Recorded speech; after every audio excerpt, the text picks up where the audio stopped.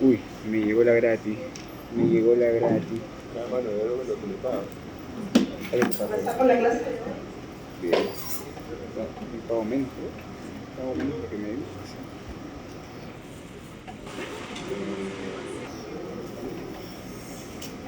Creo que ahí está. ¿Ya estamos todos? Falta la mitad del salón. ¿Por qué se van tan atrás, ah? ¿Dónde está mi delegada? Paola. Sí. Ya. Le mandé una consulta a ver si la próxima clase podemos hacerla el próximo viernes un poco más temprano. ¿Qué haces acá? ¿Pueden o no pueden? Bien, ¿eh? Sí, weón. ¿Sí pueden? Bueno, me contestará. Hola, hola. Por primera vez que lo ve en la U. Sí, weón. Pero siempre es agradable. Muy bien, entonces la clase pasada terminamos en qué? A ver, ¿quién me quiere decir qué cosa es el inflamosoma? Ah, no me acuerdo. ¿Qué cosa era el inflamosoma? ¿Se acuerdan qué era?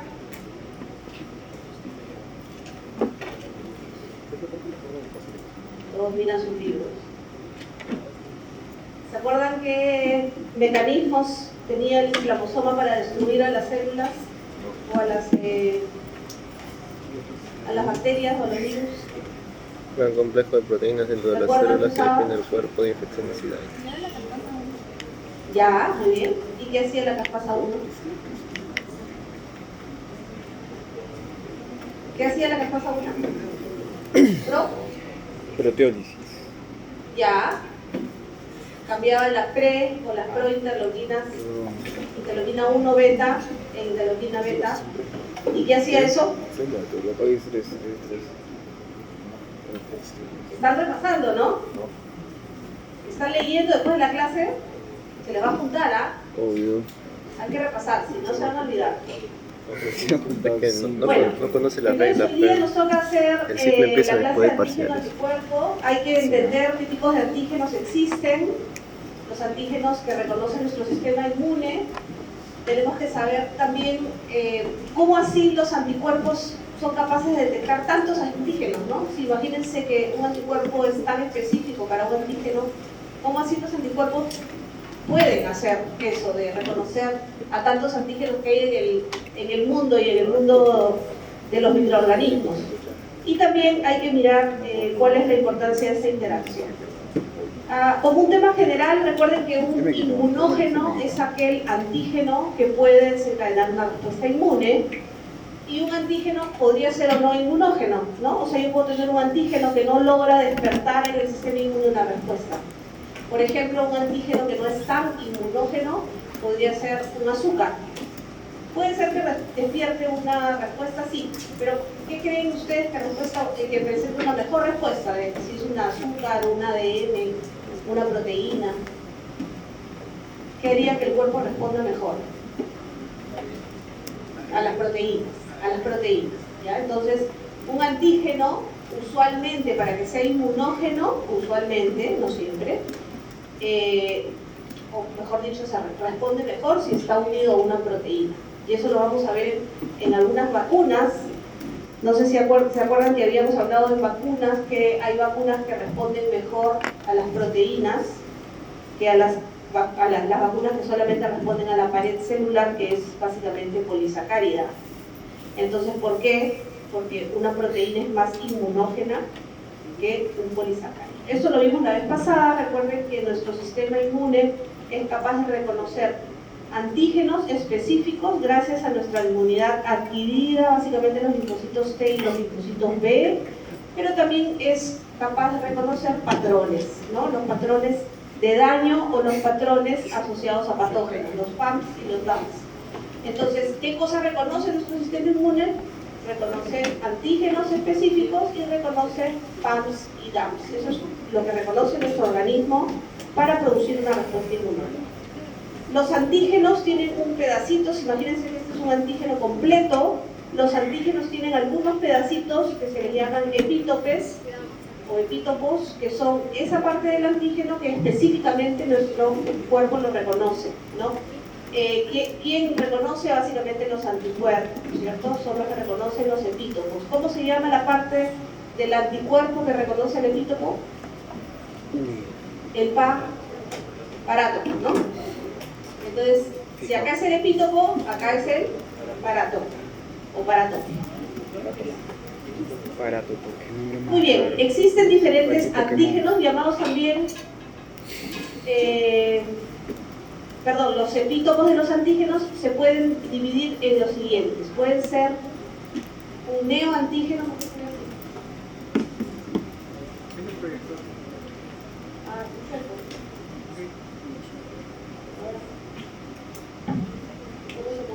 No tengo ni idea.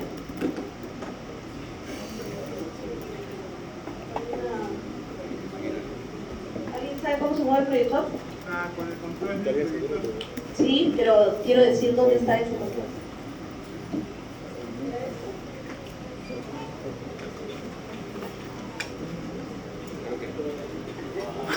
¿Qué pasó? ¿Qué fue? ¿Alguien sabe dónde está el control del proyector?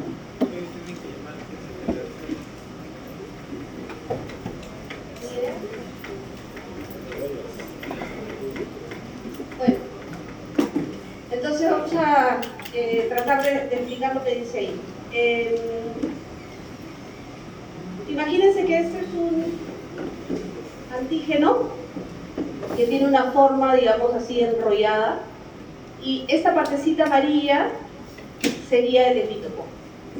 Si yo tengo un antígeno enrollado, para que yo lo pueda reconocer, para que mi anticuerpo lo pueda reconocer, usualmente puede estar en una secuencia lineal o puede estar en una secuencia doblada, ¿no es cierto?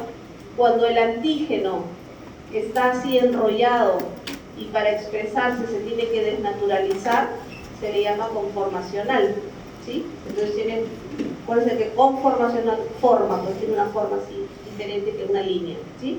Entonces un antígeno conformacional está usualmente expuesto en un antígeno así enrollado. Y cuando se desnaturaliza esa proteína, se extiende, puede ser que se pierda la posibilidad de ser reconocido. ¿Por qué?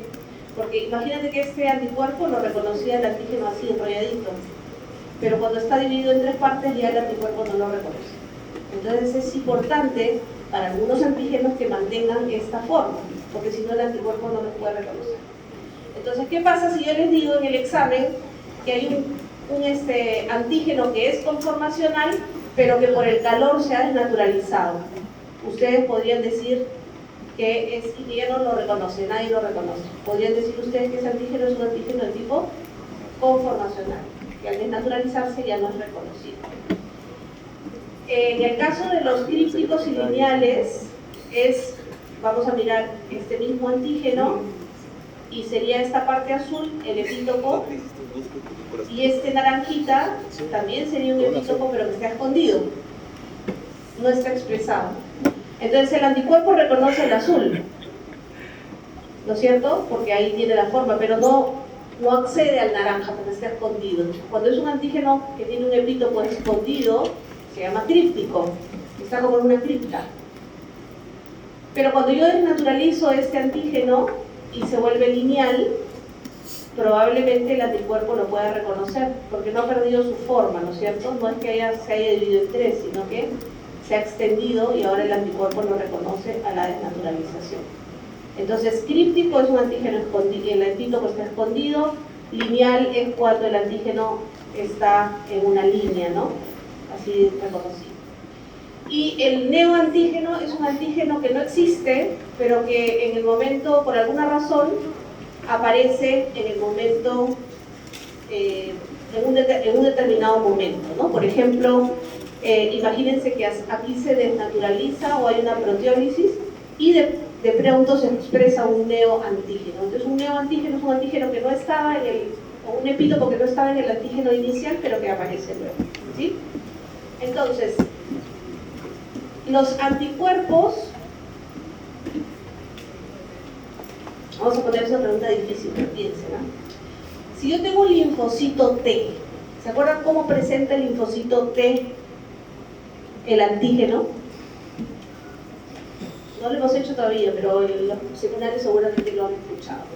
Los linfocitos T presentan el antígeno no completo, no se llevan a todo, sino solamente el antígeno completo, un pedazo del antígeno, ¿cierto? Un epítope. Mientras que los linfocitos B, los que trabajan de forma innata, sí pueden reconocer al antígeno que está en la superficie de un germen sin necesidad de presentarlo. ¿Sí?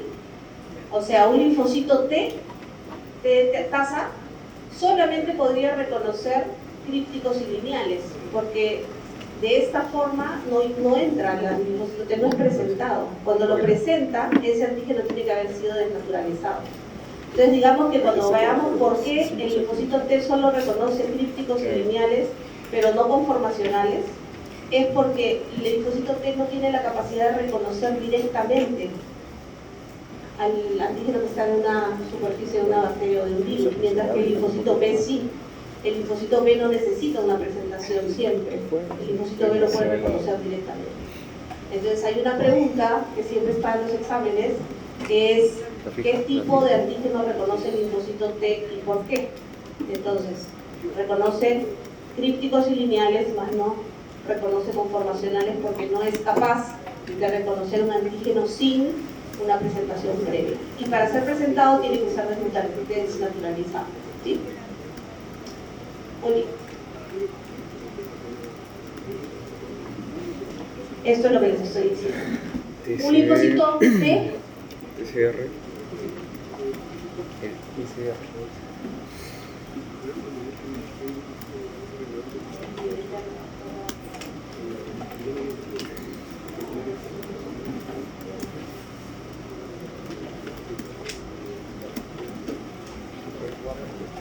Sí, me gusta. No, vamos a...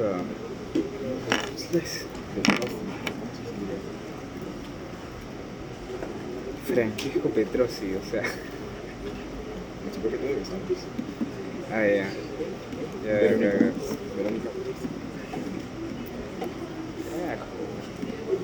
Nah, qué dado me siento haciendo esto.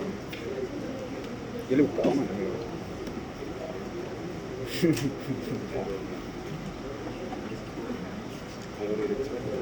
Dirección. No salió. Top. Saco. Ore. Tu hijo tiene fiebre. No. Nada, manito. No sale más. Falta, ¿verdad? Pero seguro que vendrá joven. ¿Sabes? Pero yo no sé La verdad es que bien conservado está, weón. Está grabando, weón. Ya saben, Gerardo, compre de chupapis. Ese es en edición, pero bueno, ese es en edición. Chandea, weón. Está mandando con PGChar todavía Pokémon, pero... Bueno, ahí está chévere. ¿Ah? ¿Tú crees que en este distrito hay preparada? Mira, ¿para qué te digo? Yo también uso PGChar, en su tiempo usaba. Yo, el único legendario que me faltó fue Newton, después... Tú tienes que caminar, porque no está grabado. Ahorita estoy en Nueva York. Y puedes modificar, o sea, la de tiro. Vamos a ver si puede funcionar. Bueno, entonces, el linfocito B reconoce antígenos de cualquier naturaleza química. Un linfocito B es capaz de reconocer a un polisacárido, un azúcar, es posible. Por eso es que el linfocito B también es parte de la respuesta innata, a pesar de que no es claramente dividido así, pero hay algunos linfocitos que tienen la capacidad de reconocer directamente a los antígenos, ¿no? Pueden ser lineales, pueden ser conformacionales y pueden ser crípticos. No, perdón, y no reconocen los crípticos porque están escondidos. ¿Por qué no reconoce el críptico un linfocito B? ¿Dónde está el epítopo? Está escondido. Entonces ellos no necesitan la desnaturalización para ser reconocidos, entonces no reconocen los crípticos. Mientras que el linfocito T reconoce básicamente antígenos proteicos presentados a través de las moléculas de complejo mayor de histocompatibilidad. ¿Se acuerdan que las moléculas de complejo mayor son las que ayudan a la presentación? y reconocen epitopos crípticos y lineales, ¿no? Y eso lo logran gracias a la degradación y presentación de moléculas de histopatía. ¿Ok? ¿Está claro entonces? Tipos de antígeno.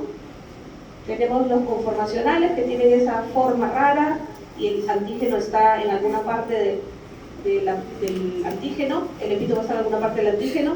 Luego tenemos los que son lineales, los crípticos y los neoantígenos. ¿Okay? Esos son todos los antígenos que tenemos que poner. ¿Qué naturaleza debe tener el antígeno para que sea más fácil reconocido? Proteico.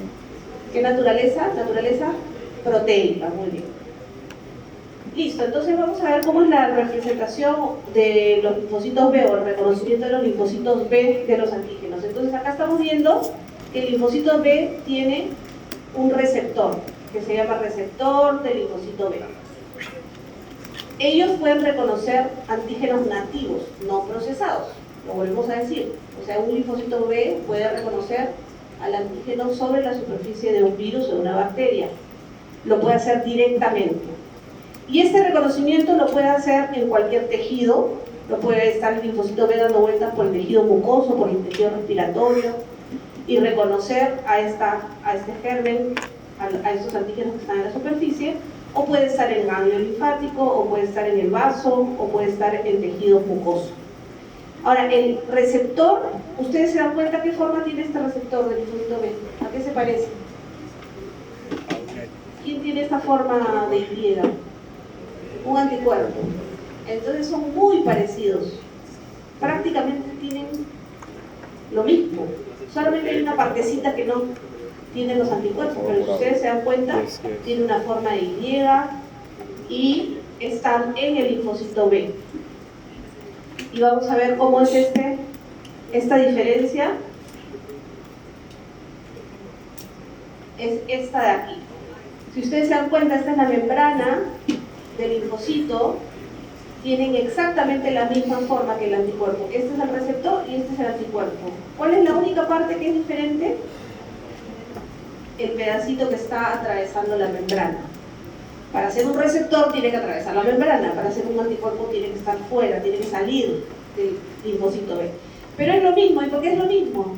Porque también tiene una partecita, que es la partecita variable, el FAB, que es el que reconoce. O sea, si yo tengo un linfocito que reconoce a un antígeno A, el anticuerpo también va a ser el que reconoce el antígeno A. ¿Sí? Entonces, la diferencia entre estas dos es básicamente ese pedazo que está unido o no de forma transversal. Una vez que el linfocito B es reconocido, una vez que el linfocito B reconoce cualquier antígeno del microbio, se va a madurar a una célula plasmática y la célula plasmática va a producir anticuerpos. Eso lo saben ustedes desde hace mucho tiempo. Muy bien, entonces, ¿cuál es la característica de un anticuerpo? Seguramente ya lo han visto también ustedes en su seminario. El anticuerpo es una glicoproteína que es producida y secretada por las células plasmáticas. No es producida por el linfocito B, sino por la célula plasmática. Y tiene dos cadenas ligeras y dos cadenas pesadas, unidas por un puente disulfuro. Esta parte rojita o anaranjada serían mis cadenas pesadas y estas celestitas serían mis cadenas ligeras. Entonces la unión de la cadena pesada con la cadena ligera en la superficie del anticuerpo es justamente la zona que va a reconocer al antígeno. O sea, acá está el parato. ¿Cómo se llama esto? Parato. ¿Y cómo se llama esto? Estas partecitas que están aquí, ¿cómo se llama? Fracción variable. ¿No? El FAB, fracción variable. ¿Y cómo se llama el palo? Fracción cristalizable o constante, ¿cierto? FC. Entonces, cada vez que ustedes vean FAB o FC, ya saben que FAB es quien reconoce, FC es quien actúa. El FAB tiene que tener mucha especificidad y mucha afinidad por los diferentes antígenos, ¿no es cierto? Es la característica del reconocimiento. Entonces, Acá ustedes ven la estructura que hemos conversado del anticuerpo, las zonas de mayor variabilidad están en este FAP, y acá es donde se forma, se une el antígeno para producir los complejos antígeno-anticuerpo, ¿no? Cuando se unen, ese es el pedacito donde se está el antígeno-anticuerpo. Del parátopo, ¿se acuerdan que el parátopo es la región exacta que va a reconocer al epítopo? Hay un pedacito que se llama el CDR. El CDR es, digamos, dentro del parátopo, el pedacito más importante que va a reconocer, ¿no? Entonces, son regiones hipervariables complementarias, así se llama, ¿no? Regiones complementarias, que son exactamente las que van a reconocer al antígeno. Y el FC, ¿cuál es la función del FC? ¿Cuál es la función efectora del FC? Reconocer. No, respuesta. Actúa, muy bien. ¿Cómo actúa? Respuesta. ¿Qué hace el anticuerpo? ¿Cómo actúa? El FC es el encargado de sacar Citotoxicidad, neutralización, ya. La neutralización no se hace a través de esa vía, sino la neutralización es por arriba, la parte que reconoce. Pero la FC, citotoxicidad sí. ¿Qué más? ¿Qué más hace un anticuerpo? Activa el complemento. Recuérdense que cuando en la próxima clase hagamos la vía del complemento, el complemento clásico, la vía clásica es reconocida por anticuerpos, ¿cierto? Los anticuerpos de IgG y IgM son los que reconocen. Entonces, reconoce anticuerpo esta parte. ¿Qué más? ¿Había algo más?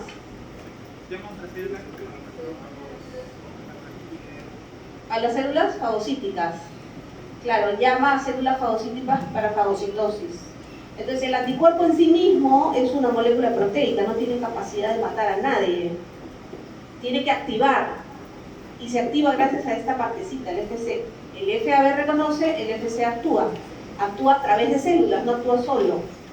¿Cómo hace? Activar a los fagocitos, activar a los linfocitos citotóxicos o natural killer, y activa el complemento para que se produzca la cascada de inflamación a través del complemento. Entonces, esta fracción constante se une a receptores. Cuando vean la letra R en inmunología es un receptor. Entonces, ¿qué es FCR? Receptor de FC. ¿Y qué es ese FC? La fracción del complemento. Entonces, cuando ustedes vean, por ejemplo, que una célula tiene un receptor de FC, significa que es capaz de actuar con el anticuerpo para producir algo. Entonces, ¿quiénes creen que tengan receptor FC? Macrófagos, por ejemplo, porque son fagocitosis, natural killer, porque tienen que matar en la parte citotóxica. ¿Qué más? Los neutrófilos también, porque pueden fagocitar a la célula. Entonces, cualquier célula que tenga un receptor de anticuerpo puede captar al anticuerpo y producir una función. ¿Ok? ¿Está claro? Muy bien, existen diferentes tipos de anticuerpos. Recuerden que los anticuerpos pueden ser llamados IgM, IgG, IgD, IgE, y cada uno tiene una diferente función. Si lo ven en dibujito, el M es el más complejo, es pentamérico, pero también puede ser hexamérico, usualmente pentamérico, y tiene una unión con una proteína que se le llama, bueno, puede tener cadena J también igual que el dimérico, ¿no? Pero digamos la IgM es como la más compleja, entonces es difícil encontrar una molécula tan compleja en los tejidos, usualmente lo encontramos en sangre. ¿Sí? Entonces el IgM no atraviesa los tejidos para hacer su función dentro de los tejidos, sino está en la sangre o en la linfa, ¿no? En la parte líquida. Y la IgM es la primera inmunoglobulina que se produce. Entonces, ¿quién creen que produce la IgM rápidamente? Cuando este linfocito B reconoce a una molécula extraña y es capaz de producir anticuerpos, lo primero que produce es IgM, ¿no? Antes de llegar al ganglio. ¿Cuánto tiempo se demorará en producir IgM? Más o menos entre el segundo o tercer día de una infección. Entonces, si ustedes hoy día todos se contagian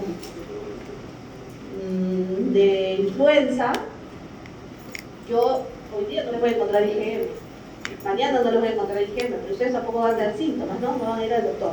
Pero el cuarto día, cuando estén con fiebre alta, cuando estén con dolor de garganta, cuando estén con malestar general, el médico le va a decir, uy, ¿qué será? Vamos a hacerte un examen de sangre para ver qué es. Y le van a pedir IgG. La IgG se produce mucho más tarde. ¿Qué IgM es la primerita que se produce? La M. Entonces yo en mi examen de mi receta le voy a poner al laboratorio, por favor, dosar IgM para influenza. Que no se hace, ¿no? Usualmente. Usualmente, ¿en qué enfermedades lo hacemos? Si queremos, por ejemplo, pensar si el paciente tiene una hepatitis viral, una hepatitis A, está amarillo y yo no sé si es una hepatitis A, B, C, D. Entonces le pido al paciente inmunoglobulina M contra hepatitis A. Se va con su sangre al médico, al laboratorista, el laboratorista le toma la muestra y determina si es positivo. Pero ya cuando el paciente está en convalecencia, ya está 3 meses después de su enfermedad, ¿tendrá IgM? Ya no, ¿no es cierto? ¿Cuál es el anticuerpo que se produce con la memoria, cuando ya el cuerpo respondió? IgG, la G, ¿sí? Entonces cuando nosotros pedimos a un paciente IgM es porque queremos saber si la infección es reciente. Si le pedimos IgG es que queremos saber si tuvo contacto alguna vez con el antígeno y tiene todavía respuesta inmune. Por ejemplo, ustedes pueden ser que quieran saber si están vacunados adecuadamente para hepatitis B. Entonces, ¿van a pedirse un antígeno del virus de la hepatitis? No, porque no está con la enfermedad. ¿Van a pedir IgM para la hepatitis B? No, porque no se ha contagiado recién. Pedirían IgG, porque su cuerpo estuvo en contacto con el virus de la vacuna, ¿sí? Entonces, cuando hagan estudios de laboratorio para los pacientes, usualmente agudo es IgM, crónico es IgG, ¿sí? Otra característica de la IgG y de la IgM es que son los que se pegan mejor al complemento, o sea, son los que estimulan más el complemento, la vía del complemento clásica. Entonces, de estos IgG3, por ejemplo, y la IgG1 ayudan mucho a la activación del complemento. La IgM también puede activar el complemento por la vía clásica. La vía clásica del complemento se activa por esta IgG y por la IgM, ¿ok? Y otra característica de la IgA, ¿qué saben de la IgA? Secretora.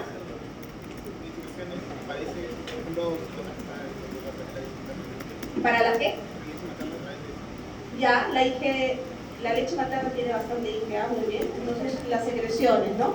Todo lo que es vía respiratoria, vía digestiva, usualmente responden con la IgA tipo secretoria. IgE, alergias, ¿no? Alergias y también parásitos, muy bien, ya saben que alergia y parásito van casi siempre juntos, ¿no? Entonces, alergias, podemos ver un paciente con asma, por ejemplo, que tenga exceso de IgE, ¿no? O podemos tener algunas enfermedades de la piel, dermatitis atópicas o rinitis atópicas, en donde la IgE es la que más aumenta, ¿no? Y la IgD, esa no se conoce mucho, ¿no? Desconocida. ¿Qué cosa hace la D? ¿Cuál? Puedes encontrar eso materno así. La D y la M más o menos que van juntas, y de hecho pueden expresarse juntas. Pueden haber células que producen, los linfocitos pueden producir, es la única forma que produzcan las dos, D y M, ¿sí? Y también es más o menos inicial, ¿no? No es tan tardío. ¿Cuál es la que atraviesa la barrera placentaria? La G, sobre todo la IgG1, ¿sí? Muy bien. Ahora, ¿qué cosas son estos anticuerpos? Y yo les digo, porque eso le pregunté en la clase de seminario y como hicieron ustedes anticuerpos monoclonales, nosotros podemos diagnosticar el cáncer de mieloma múltiple. Les comenté que en el mieloma múltiple hay anticuerpos de tipo monoclonal, ¿no es cierto? ¿Se acuerdan? En el mieloma múltiple y el cáncer, normalmente nuestro cuerpo produce anticuerpos de tipo policlonal, diferentes. Pero cuando es monoclonal es que solo se produce para un determinado antígeno, y eso lo hacen los pacientes que tienen cáncer. Entonces, de todas las proteínas que hay en mi sangre, me sacan una muestra de sangre y yo quiero saber cuánto están mis proteínas. Quiero saber cómo están mis proteínas. Imagínense que quieren saber cómo están sus proteínas ustedes. le sacan la muestra de sangre y van a encontrar albúmina, ¿no? Albúmina es la que más abundante encuentran en la sangre. Casi 50% de todas las proteínas son albúmina. Y eso me habla bastante de la parte nutricional y también qué tanto funciona mi hígado. Los hígados que funcionan mal no tienen buena cantidad de albúmina. Entonces, yo puedo saber cómo está mi estado nutricional, por ejemplo, la insuficiencia hepática está baja, el síndrome nefrótico. ¿Saben qué es el síndrome nefrótico? Algo del riñón, ¿no? Bueno, en el riñón se pierde proteínas, se pierde albúmina. El riñón no debe dejar que se escape la proteína, porque la proteína es necesaria para nosotros. Pero por alguna razón, en el riñón se comienza a perder proteína, se pierde albúmina. Entonces, ¿qué pasa con la albúmina de mi sangre?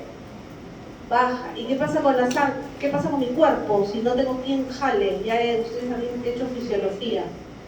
Hay edemas.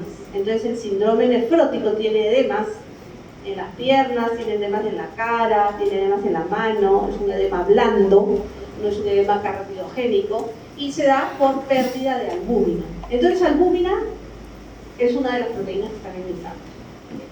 Las otras tres son las alfa-globulinas. Dos alfa-globulinas, la 1, la 2, tenemos beta-globulinas y tenemos gamma-globulinas. ¿Qué son las gamma-globulinas? Las inmunoglobulinas. Entonces, esos anticuerpos que estamos hablando están en nuestra sangre, son una gamma-globulina y pueden ser IgG, IgA, IgM, ¿sí? Entonces, si yo tomo una muestra de sangre normal, en un paciente normal, y le hago electroforesis, o sea, corro el suero en un tejido eléctrico para ver cómo se disparan los picos, lo normal es que la albúmina sea lo más alto, porque tengo un montón. Luego tengo un poquito de pico de alfa 1, de beta, y luego tengo un pequeño gamma globulina alfa, ¿no? Un poquito chiquito. ¿Pero cuál es la más alta? Albúmina, y se pinta así de negro.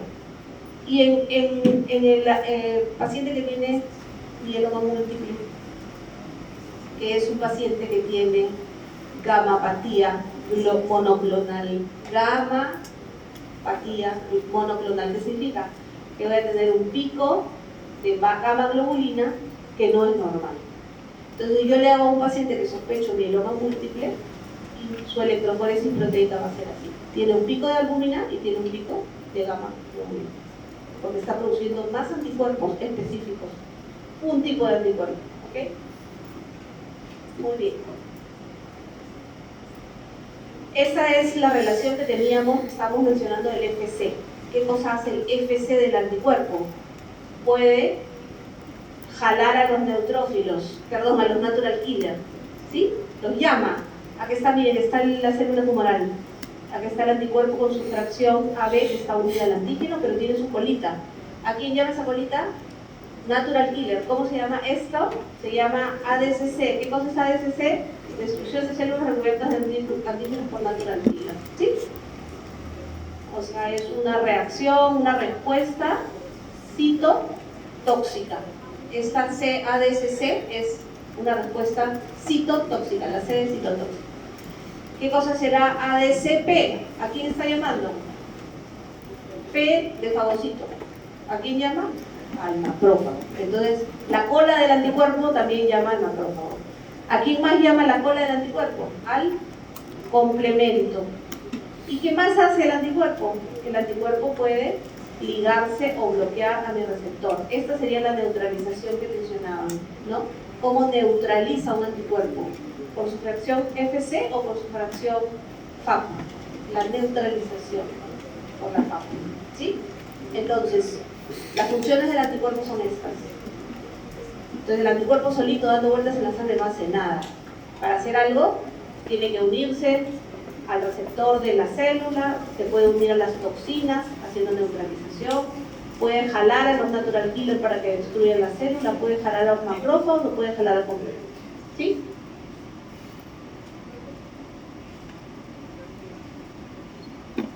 Muy bien, ahora la pregunta que llevó al premio Nobel de este señor Susumu Tonegawa, que ganó el premio en 1987, el premio Nobel, él descubrió que nosotros no nacemos con esa variabilidad de anticuerpos. O sea, no nacemos con los genes que dicen este anticuerpo va a ser para la influenza, este anticuerpo va a ser para el célula tumoral A, B o C. Algo tiene que pasar con los genes para que en nuestra respuesta adaptativa se pueda dar esta variabilidad genética tan grande. ¿Es complejo? Sí. Ustedes lo van a leer en el libro y no van a entender, porque es un tema complejo. Pero lo que me interesa que ustedes sepan, y pueden leer videos de este señor para entender un poco más, lo que me interesa que sepan es que esta variabilidad se logra gracias a un procedimiento que se llama reordenamiento somático de los genes de inmunoglobulina, ¿sí? O sea, los genes de mi cuerpo que producen inmunoglobulina están en unos cromosomas. ¿Qué cromosomas son? El 2, el 22 y no me acuerdo qué otro, ¿sí? Ahí están los genes de mi cuerpo para producir inmunoglobulina. ¿Qué parte es la que reconoce? La parte variable. Entonces, en esa parte variable del anticuerpo es donde más cambios genéticos se deben hacer para poder reconocer al antígeno. Vamos a llamar a los genes de la inmunoglobulina, o pedacitos de esos genes, vamos a llamar B, D y J. Pedacitos de los genes que producen la inmunoglobulina. B de variable, D de diversidad y J de unión, ¿no? En las cadenas pesadas también se puede dar esta B de J, y en las cadenas ligeras solamente se recombinan B y J, no hay segmento D. Entonces, si yo tuviera solamente un gen para producir un anticuerpo determinado, no tendría la capacidad de reconocer tantos antígenos que van a aparecer en mi vida. ¿Por qué tengo esa capacidad? Por este reordenamiento de estos pedacitos del gen que son el B, el D y el J. ¿Y cómo se reordenan? ¿En qué parte del cuerpo se reordenan? Ahora lo vamos a mirar. Entonces acá está, imagínense mi ADN germinal, con el que yo nazco, con el ADN que está dentro de mi cuerpo pasado por mi mamá y mi papá. Estos genes originales se tienen que recombinar, reordenar, se tienen que recombinar de una manera aleatoria y se da una primera diversidad inicial. Luego esto se transcribe, se produce la traducción, maduración, se produce el anticuerpo completo. Pero después este anticuerpo tiene que sufrir más mutaciones diferentes para tener una diversidad enorme.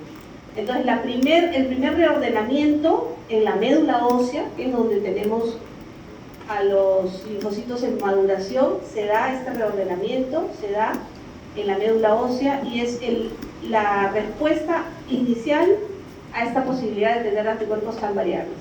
Pero también tenemos otra cosa que se da ya no en la médula ósea, sino sea en el ganglio, que es esta hipermutación somática. Entonces, si yo les pregunto, ¿gracias a qué situaciones yo tengo la posibilidad de tener tantos anticuerpos para diferentes antígenos? Gracias a dos. El primero es la recombinación genética. ¿Dónde se da la recombinación genética? En la médula ósea, en el linfocito que recién está comenzando a madurar. ¿Y dónde se da la hipermutación genética? Eso se da en el ganglio, ¿sí? Eso ya cuando el linfocito sale de la médula y se va al ganglio, cuando ya se pone en contacto con el antígeno, ya lo presentan, ahí comienza a hacer su hipermutación somática, así se llama, ¿sí? Entonces son dos mecanismos diferentes. Y esto permite que finalmente tengamos esa variabilidad de reconocimiento de antígenos, ¿ya? En la recombinación genética se tienen que acordar de dos enzimas, o dos genes, perdón, que son el RAC1, RAC2 y el TDT, que son los que permiten que haya estas combinaciones.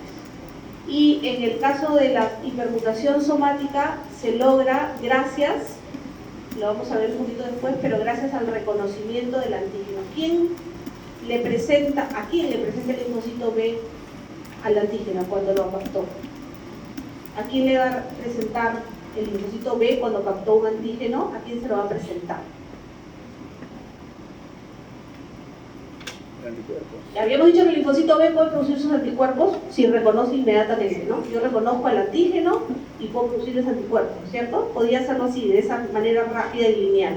Pero eso me va a dar memoria. No me va a dar memoria, es una respuesta muy rápida y solo se produce IG. ¿Cuál es la IG que se produce rápido? La M, ¿no? Entonces, si yo solamente capto el antígeno, reconozco, produzco, voy a producir IgM, pero eso no me sirve para estar recuperada toda mi vida o para estar controlada toda mi vida. Para que yo pueda tener una especificidad, un anticuerpo específico para ese antígeno, se lo tengo que dar a alguien. ¿A quién creen que se lo da? Al linfocito T helper, ¿no es cierto? El ayudador. A él se lo da. Le dice, toma linfocito T helper, mi antígeno que he captado, para que tú me digas qué debo producir.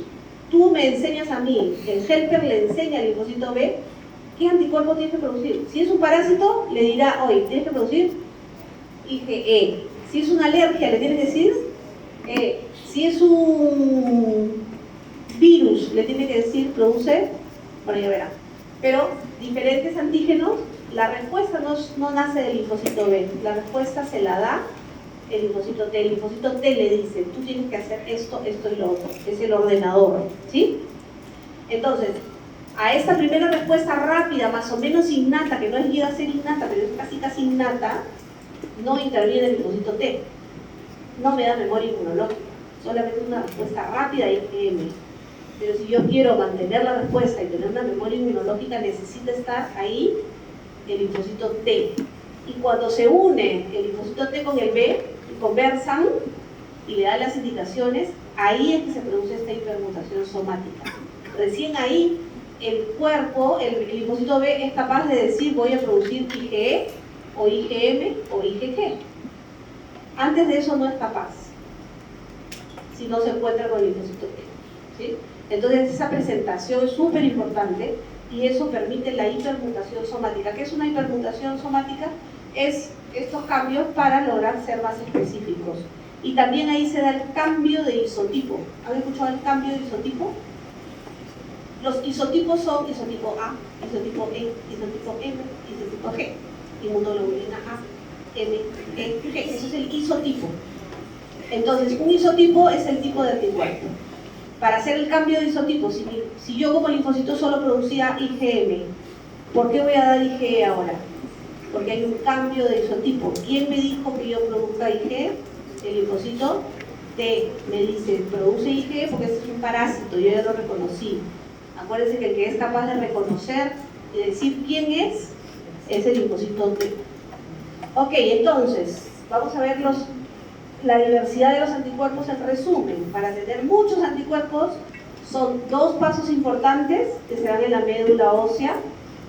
El más importante es esta recombinación genética. Después hay algunas modificaciones en las uniones que me dan una variación y luego vienen dos otros cambios. La hipermutación somática, en donde se da en los centros germinales de los ganglios y ahí hay una mayor afinidad por ese antígeno. Son anticuerpos mucho más eficaces, ya no son anticuerpos IgM, sino diferentes, ¿no? Y el cambio de clase que también se da en los centros germinales, hay diferentes isotipos y las funciones son adaptadas al parásito, al antígeno, ¿sí? Entonces, gracias a todo esto yo puedo tener la diversidad anticuerpos, ¿sí? Después lo leen en el capítulo del libro para que hagan su resumen. Bueno, ¿quién me dice? Hay una citoquina que... ¿Se acuerdan que la vez pasada que estudiamos las quimioquinas? ¿Cómo es la quimioquina que jala neutrófilos? La que le dice al neutrófilo, vente para acá porque acá tenemos una infección en la piel. La 8. Si no comienzan a estudiar, se van a hacer un mundo en la cabeza. La 8. El CXC8. Entonces, el CXL13... ahora es una nueva, si no lo estudian se van a hacer confusión. Entonces la 8 era la que llaman neutrófilos. La 13 es la quimioquina que le dice al linfocito B que estaba en la médula ósea, le dice vente a mi centro germinal para que mi linfocito T te ayude en saber qué tiene que producir, ¿sí? Entonces una nueva quimioquina que estamos aprendiendo hoy día es la quimioquina CXL13, que llama al linfocito B hacia los ganglios linfáticos, ¿ya? Si no lo llama, entonces el linfocito B no es capaz de ir. Y si no va, no puede ser presentado. Muy bien. En el ganglio linfático o en el centro germinal, obviamente tenemos la zona oscura y la zona clara. Este es el centro germinal, esta es la corteza, ¿no es cierto? En el centro germinal están los linfocitos B, la mayoría. En estos linfocitos B tenemos una zona clara y una zona oscura. Si yo les pregunto dónde se da la mutación, la hipermutación somática, o sea, estos cambios de la parte FAP para reconocer específicamente el antígeno se dan en la zona oscura. Y la zona clara, ¿qué cosa se hace? El cambio de clase, o sea, de pasar de una IgM a una IgM. Eso se da en la zona clara, ¿ya? Luego, cuando ya está producido un linfocito B súper específico y súper exacto para el antígeno, tiene que salir del ganglio. ¿Quién lo llama fuera del ganglio? Hay otra quimioquina, hay una secuencia, la vamos a hacer la próxima clase, pero no, la siguiente. Pero es un flujo que llama linfocito B que salga del ganglio. ¿Cuál es el que lo llama ganglio? CXL13. Y hay algo que lo llama afuera, para que se vaya a hacer su función. Muy bien, entonces vamos a ver qué pasa con algunas patologías en la parte clínica. Si tenemos un paciente con una enfermedad inmune, imagínense que tenemos un paciente que tiene infecciones a repetición. Todo el tiempo se infecta, todo el tiempo hace neumonías, o hace meningitis, o hace sepsis. Y yo digo, algo le pasa al sistema inmune. ¿Por dónde comienzo? ¿Qué cosa puedo ver? No sé, pues cómo comienzo a analizar. Entonces, una de las razones por las que el paciente pueda tener inmunodeficiencia podría ser, por ejemplo, que tenga fallas en estos genes RAF1 y RAF2. ¿Qué cosa no se puede hacer? Recombinación genética. Y si el paciente no tiene capacidad de reconocer genéticamente, cuando ve un antígeno específico, solamente va a funcionar su sistema innato. No va a ser capaz de responder con el sistema adaptativo. Y en ese caso, entonces, ¿qué cosa debemos hacer? El paciente tiene una inmunodeficiencia combinada grave. El paciente se muere. No tenemos cómo salvarlo porque no hay esa recombinación genética, ¿no? Entonces hay un síndrome de inmunodeficiencia combinada grave que se llama, las siglas son SCID, y el paciente fallece por infecciones a repetición porque no es capaz de reconocer a los antígenos. ¿Qué pasa si hay un defecto en el TDT? También puede haber mayor susceptibilidad a las infecciones porque hay dificultad en las uniones de estos genes. Hipermutación somática. ¿Qué hacía la hipermutación somática? ¿Qué cosa es una hipermutación somática? Eso se hacía en el ganglio y lo que se hacía era... No, isotipos son acá. Hipermutación somática es que sea muy afín, o sea, tiene que cambiar de tal forma el antígeno ya en el ganglio para poder reconocer y matar a los linfocitos que no sirven. Los que no sirven, los que no son específicos. Imagínate que todos ustedes son linfocitos B y me produce cada uno un anticuerpo. Pero el único que me sirve es del alumno que tiene la gorrita. Ese es el único anticuerpo que yo necesito. Entonces el resto de linfocitos van a salir a la sangre si no me sirve. No, los mato a todos. Eso se llama... Bueno, hipermutación somática es que ellos pudieron lograr su especificidad, pero el resto debe morir. Si no mueren, no hay una selección clonal adecuada. Si no hay una selección clonal adecuada, yo puedo tener anticuerpos que me van a destruir otras células, no la que yo quiero. ¿Sí? Entonces, cuando, por ejemplo, tengo una enfermedad autoinmune, hay diferentes razones para que haya enfermedad autoinmune, muchas razones. Pero una puede ser que en la hipermutación somática no soy capaz de decirle a los otros que se deben morir y quedarme el que yo necesito. ¿Sí? Cuando hay una diversidad anormal, o sea, no hay capacidad, cambio de clase, no hay capacidad de cambiar de clase. Entonces, ¿cuál es la única inmunoglobulina que se produce? La M, ¿no? Eso se llama hiper-IgM. Es una enfermedad, se llama hiper-IgM. Uno dice, pucha, pero si es hiper-IgM estará bueno, ¿no? Estará bien protegido, tiene alta IgM. Pero no me sirve porque yo necesito tener diferentes isotipos. Y si solo tengo IgM, se llama hiper-IgM, no tengo la capacidad de matar parásitos, o de matar virus, o de que el IgG vaya por la sangre, etc., ¿no? Entonces, hiper-IgM es un defecto en el cambio de clase. Y esto se puede deber a unas moléculas que las vamos a estudiar después. ¿Y qué pasa si es que siempre cambio IgE? Por alguna razón mi cuerpo produce IgE. Cada vez que hay algo IgE, no sé qué, IgE. Ese es el alérgico.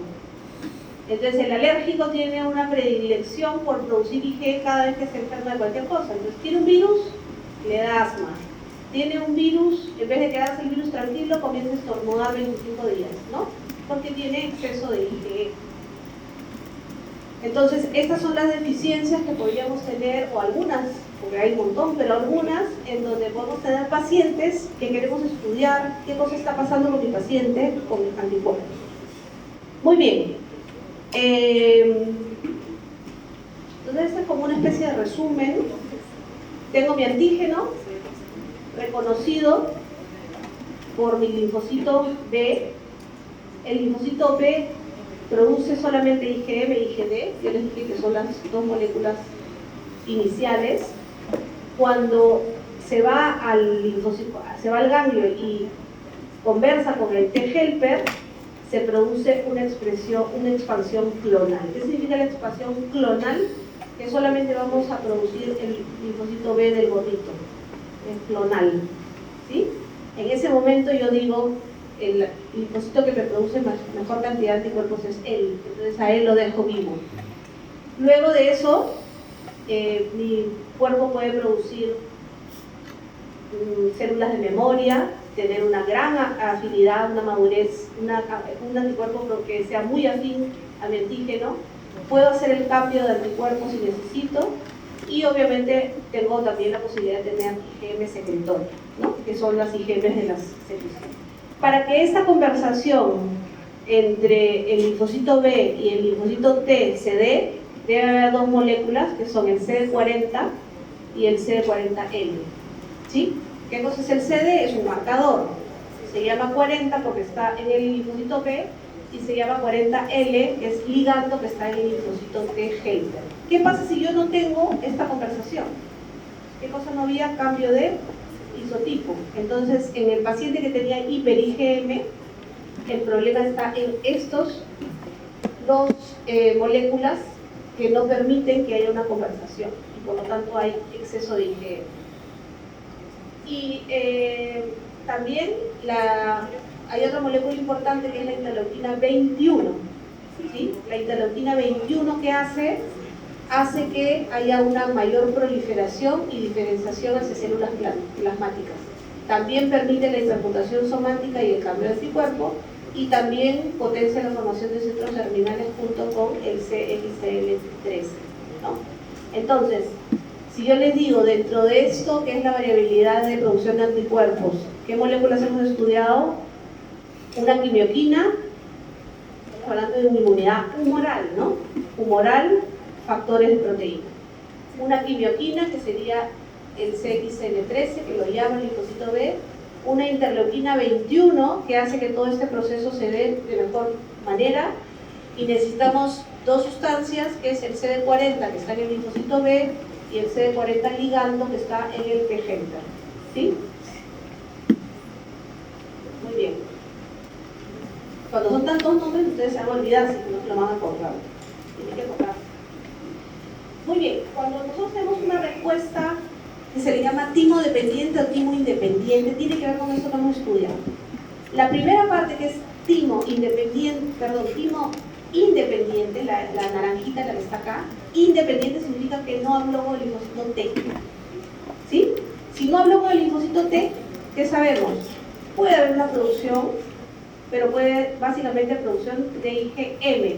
No hay hipermutación somática y no hay memoria. Esta es una respuesta rápida, pero es limitada, no dura toda la vida. Y generalmente esa respuesta se da cuando el antígeno es un polisacárido o un lipopolisacárido, no una proteína. Y esta es la base para entender las vacunas, que son T dependientes y T independientes. Vamos a poner el caso del neumococo. El neumococo es un germen bacteriano, gram positivo, que tiene una gran pared celular, enorme, pero es hecha a base de polisacáridos, pura azúcar. Antes, las vacunas antiguas, las viejas antivacunas, lo que hacían era agarrar pedacitos de esa cápsula del neumococo. Habían como 100 neumococos, el 1, el 2, el 3, el 4, el 5. Entonces agarraban un poquito del polisacárido del neumococo 1, del 2, del 3 y hacían una vacuna. Súper bien, agarrábamos un montón de antígenos, pero ¿qué pasaba? Que era puro polisacárido. Entonces, como era puro molisacárido, la respuesta era una respuesta de tipo D, T, independiente. No conversaba con el linfocito T, entonces mi inmunidad duraba 3 años, 4 años, 5 años, no más. Es el tiempo que puede durar una respuesta de vacunas de tipo timo independiente. Y además en el niño no le generaba inmunidad. Y el neumococo es más severo en el niño menor de 5 años. Yo le ponía una vacuna de tipo timo independiente y el paciente no hacía anticuerpos suficientemente potentes. Entonces, además de ser una vacuna que no tiene duración de la respuesta, era una vacuna que no generaba respuesta en el niño pequeñito. Entonces se inventó las vacunas que se llaman vacunas conjugadas. ¿Con quién creen que la van a conjugar? La van a unir. ¿A quién? ¿Ese polisacárido unido a quién? ¿A qué tipo de sustancia para que sea la respuesta sea potente? A una proteína. Entonces, ¿con qué proteína se unieron estas vacunas viejas? Con la proteína de la difteria, la toxina diftérica, por ejemplo, que es una proteína, la toxina, entonces no le podías poner la toxina al paciente, le dabas un toxoide, un toxoide, ¿no? Es esa proteína modificada. Entonces, estas proteínas, ya cuando son antígenos proteicos, ahora sí, el linfocito B no solo se queda produciendo IgM, lo presenta ¿a quién? Al linfocito T. El linfocito T lo reconoce y entonces hay su cambio de clase, hay su hipermutación genética somática para tener anticuerpos de alta actividad y hay células B de memoria. Entonces, la respuesta activa dependiente, o ser T dependiente, permite una respuesta que sea eficiente y duradera. Esas son las vacunas actuales. Vacunas T dependientes porque están unidas a una proteína. Hay proteína de difteria, hay proteínas CRM, que son otras proteínas. Los laboratorios han producido proteínas diferentes para que esto sea mejor. ¿Y qué cosa? Otra cosa, estudiamos en vacunas que hacía que la presentación sea mejor, más potente. ¿Cómo se llama esa sustancia? Comienza con A. Adyuvante. El adyuvante de las vacunas permite también que esta presentación sea mucho más potente. ¿Okay? Muy bien. Entonces, si lo vemos en gráfico, la respuesta célula dependiente, solo IgM, o dependiente, ahí sí hay producción de otros anticuerpos y acción del linfocito T. Acá vemos como el B solamente reconoce el antígeno, produce IgM, en cambio acá hay una presentación gracias al linfocito T y el T dice ¿qué vas a producir? Vas a producir IgG o IgE o lo que sea. ¿Sí? Muy bien. El superantígeno. Ya hemos terminado de hablar de los antígenos de la respuesta inicial. ¿Qué cosa es un superantígeno? Es un antígeno, generalmente es de origen bacteriano o viral, una bacteria o un virus, que provoca una activación masiva, por eso se le llama super, ¿no?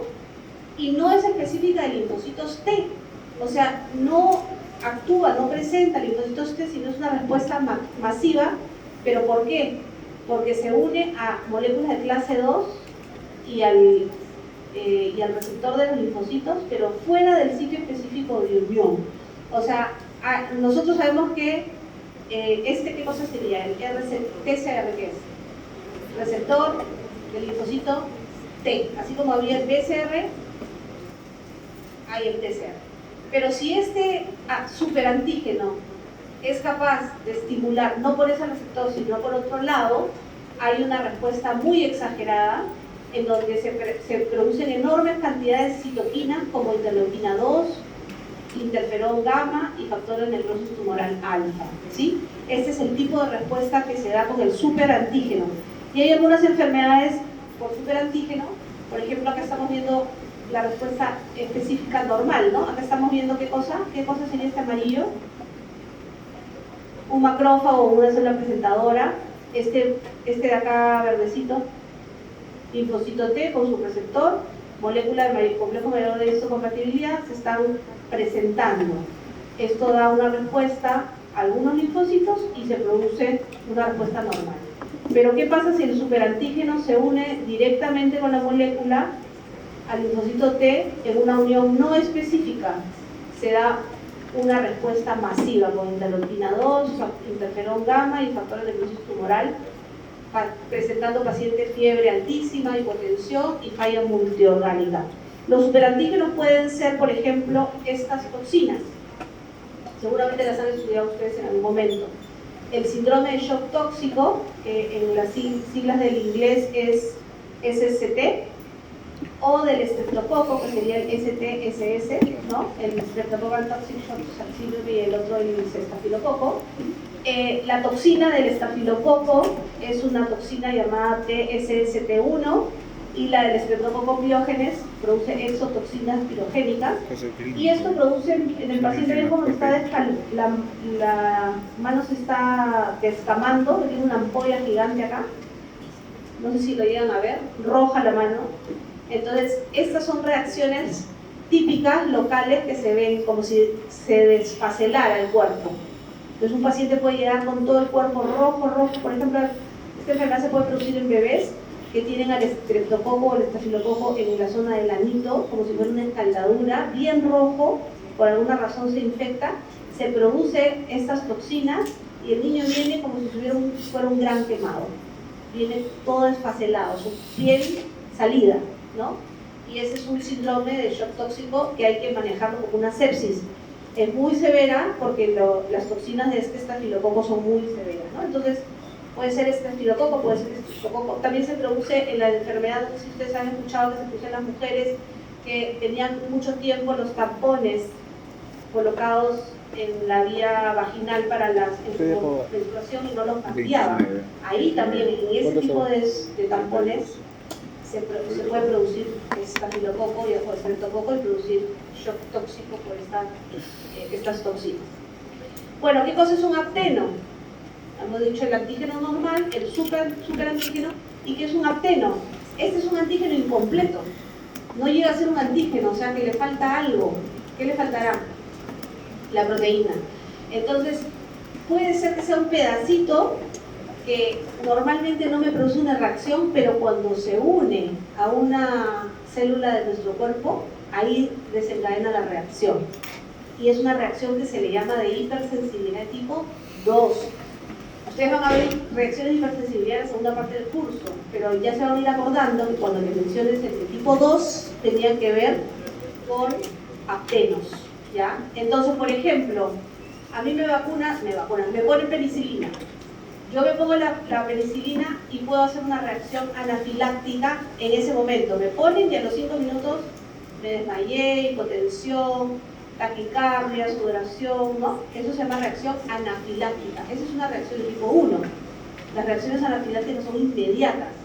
Pero también puedo hacer alérgica a la penicilina sin necesidad de hacer esa reacción, sino la de tipo 2. ¿Qué pasa?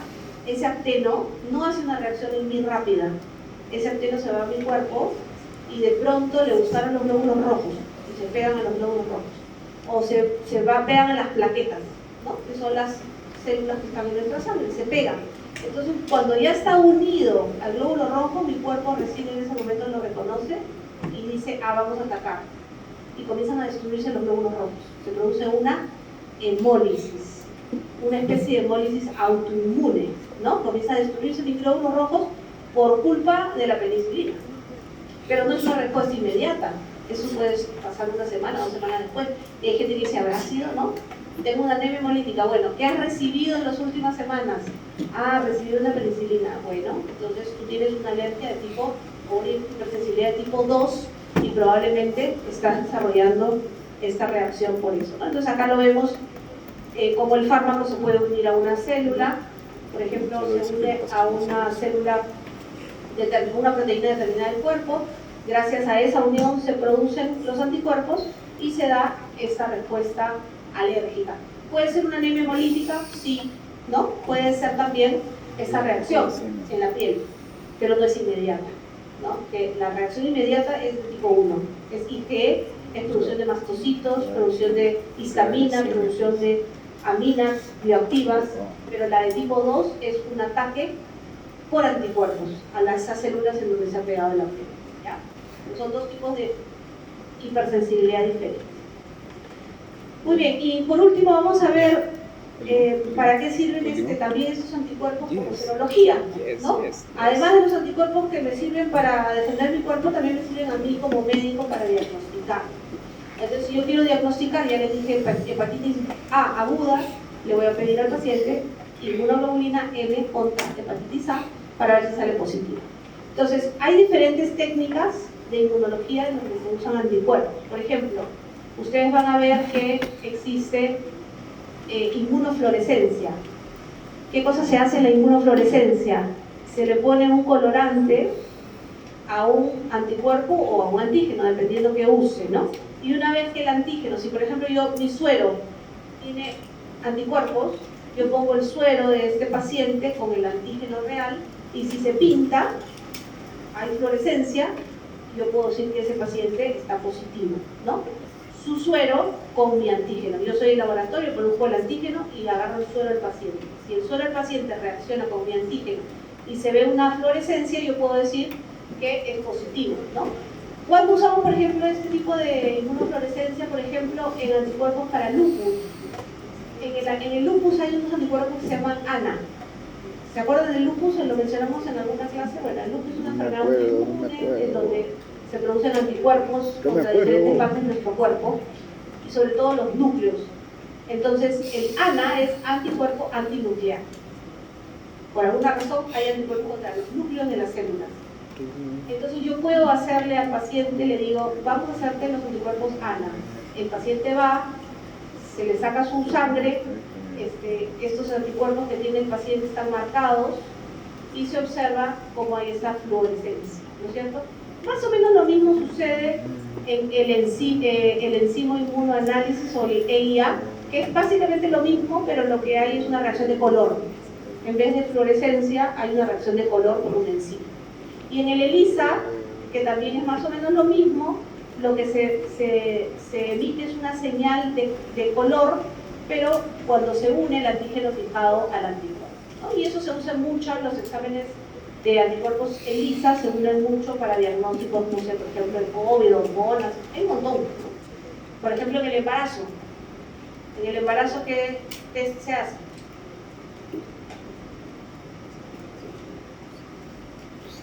H, beta, H, C, X. La hormona, ¿no? Para ver si la paciente está embarazada.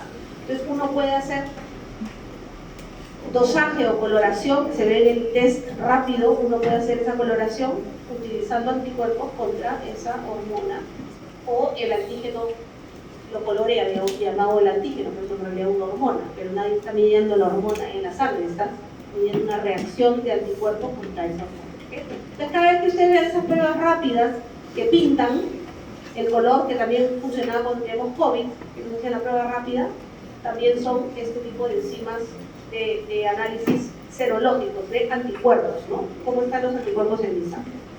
Muy bien, y bueno, es que eso es lo mismo, pero mismo. Listo, entonces hoy día hemos hablado sobre los diferentes tipos de antígenos, cómo los antígenos son reconocidos por el linfocito B, cómo el linfocito B tiene que pasar por una serie de procesos para llegar a producir anticuerpos de alta especificidad, gracias a la variabilidad o a la hipermutación somática y a la combinación genética. Hemos visto cómo debe haber una presentación de los antígenos de parte del linfocito B hacia el linfocito T para que haya una hipermutación somática y haya una buena respuesta, un cambio de isotipo, ¿no? Hemos visto cómo los anticuerpos nos sirven también para hacer diagnósticos de diferentes patologías y también hemos visto que existen superantígenos o actenos que son un poquito diferentes que los antígenos habituales, pero que se utilizan, que son parte de enfermedades que nosotros vemos en la patología. ¿Ok? Muy bien. Lean, vayan leyendo. Por lo menos vayan haciendo un resumito de los nombres que vamos viendo en el camino para que no se vayan a olvidar. ¿Ya llegó la delegada? Ya, hola. Te mandé un correíto para ver si es que... Sí, hice votación, pero dijeron que, bueno... No quiero levantar. Ya, 39 personas dijeron que no y 32 dijeron que sí. O sea, ganado el no. Sí. Ya, muy bien, entonces comenzamos a las 9. Correremos. Listo. El cuadro,